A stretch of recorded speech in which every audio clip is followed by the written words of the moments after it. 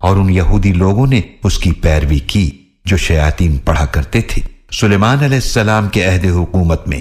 اور سلیمان علیہ السلام نے کفر یعنی جادو نہیں کیا، بلکہ شیطانوں نے ہی کفر کیا۔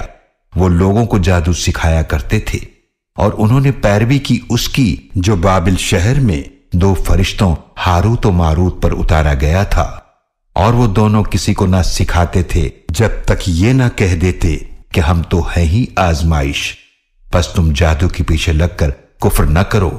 پھر بھی لوگ ان سے وہ سیکھتے تھے جس کے ذریعے وہ جدائی ڈالنا چاہتے تھے مرد اور اس کی بیوی کے درمیان، اور وہ اس کے ذریعے کسی کو نقصان نہیں پہنچا سکتے تھے اللہ کے اذن کے بغیر، اور وہ ایسی بات سیکھتے تھے جو انہیں نقصان پہنچاتی تھی اور فائدہ نہ دیتی تھی۔